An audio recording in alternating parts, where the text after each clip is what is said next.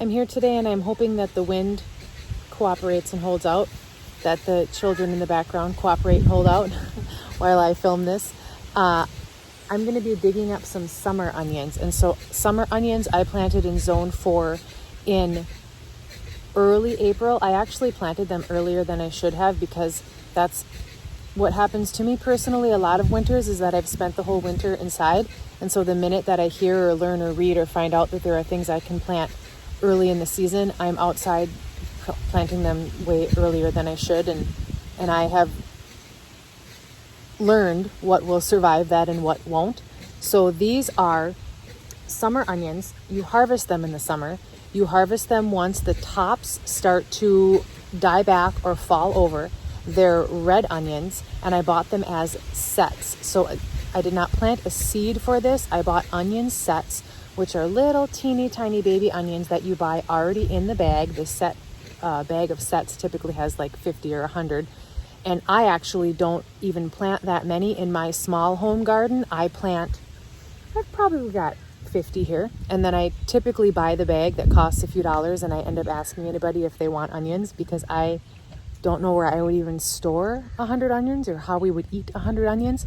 So I'm learning on a small scale what works for us in this area and what works for a realistic harvest, because I also don't want to grow, I personally don't want to grow so much that I have no idea what I'm going to do with it at the end of the year. Giving away is good, but I also feel like I need order and organization before I get to that point. So I will show here what the onions look like. Another reason why I'm digging them up now, they probably could stay in the ground for a while longer and they would be fine, but I was given some asparagus and I want to get the asparagus planted.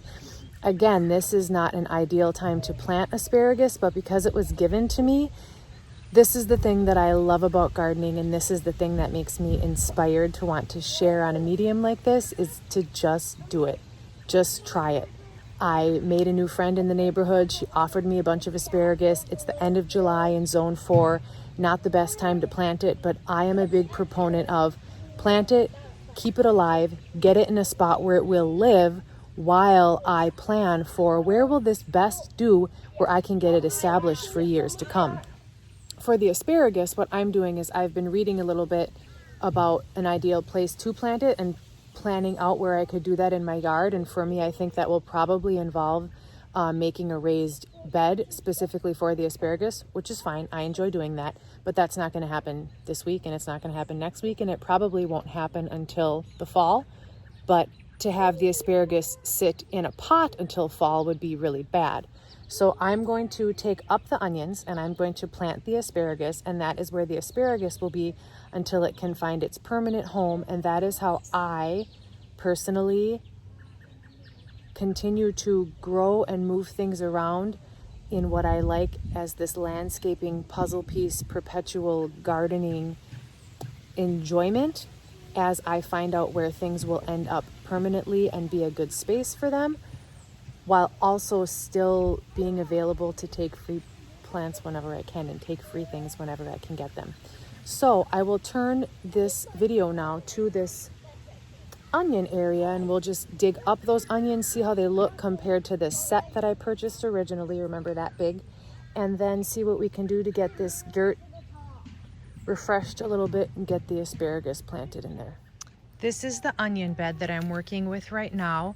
I planted them, as you can see, in rows. The tops are all fallen down now, so this is one of the signs of when an onion would be ready. I could leave these in longer, and I could wait until these tops totally brown. Some of them are browning. I personally don't have time for that, like I said, because I want to plant something else here. So I'm going to take these up. I'm going to let them cure for a bit, so let them dry out. I'm interested in learning how to perhaps even braid the tops if they survive that curing. And I'm going to get this space ready to put some asparagus in. Likely not permanently, but more in a holding bed location until I get that permanent bed established for the asparagus. Asparagus will take a few years until it's ready to really bring you a big harvest anyway, so for right now it's just about getting it in the ground. I do have quite a bit of volunteer dill that I'm going to pull out as well that grew up volunteering itself quite extravagantly near the onions. I will give some of the seeds that are ready away. I'll harvest the greens that are ready here on the dill. I did read that dill is not detrimental to the asparagus, so whatever stays will be fine. And I also here have kohlrabi that's not quite ready, so we'll leave that to do its thing too after the asparagus is in.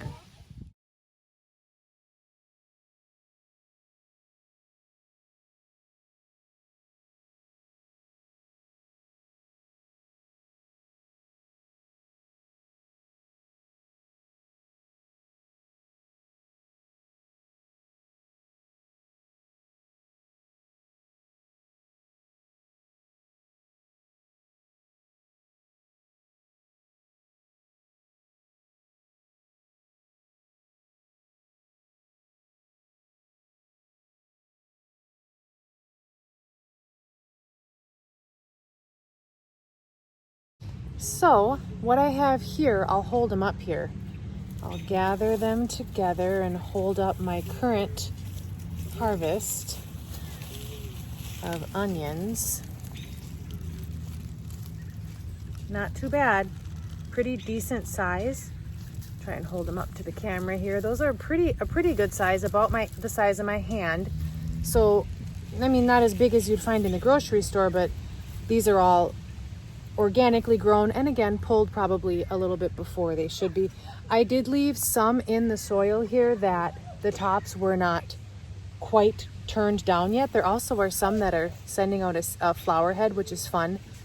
I am not letting it go to seed, those ones I pulled, but I have a decent harvest of onions. Now I'm going to turn this soil over to get the asparagus in. One of the benefits to the raised bed gardening that I really like is that you don't need, if you don't want, you don't need machinery. I don't own a tiller. I don't really own anything that I need to take out in the spring and use to get the beds ready. I like to add fresh compost, turn it in with a large shovel, and then I'll use a smaller shovel or spade just like this, just to get things turned over if I'm doing something new. This is the first time that I am planting anything this late in the season here, but I'm not planting it to get a harvest. I'm just planting it to get it established. So I actually am going to use a larger shovel to turn this over here.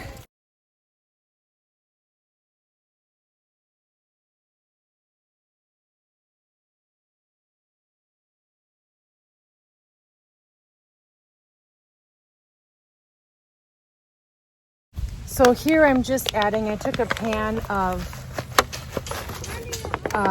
compost scraps. My compost itself isn't fully done. That's a chunk of potato we'll put there. But there's some leaf mold, there's some eggshells, there's some other things that haven't entirely broken down here. But I'm gonna add it to the soil and get this dug under, just for some fresh compost in there.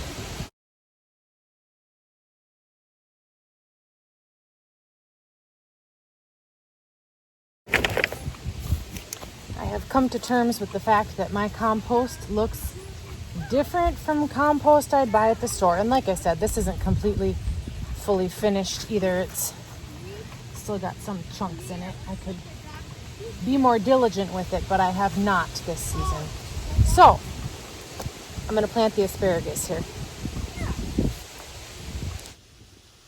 Asparagus is planted here now.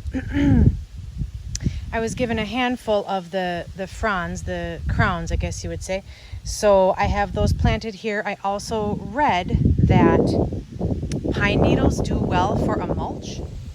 I read the reason why pine needles do well is because you don't want the mulch for the asparagus to be too thick. If it's too thick, then it inhibits the ability for it to grow or to spread.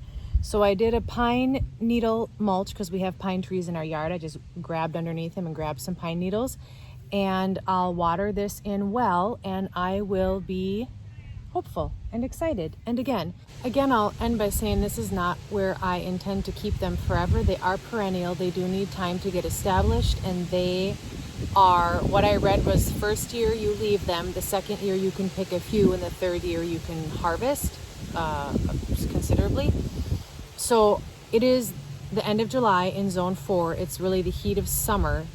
but I was given them and I don't want to turn them down. And that's one thing that I really like about gardening is the friendships and the generosity and the fun of getting something and trying it. Asparagus is something I've wanted to grow for years, and I just have never gotten any, and the thought of needing to wait that long for a harvest intimidated me.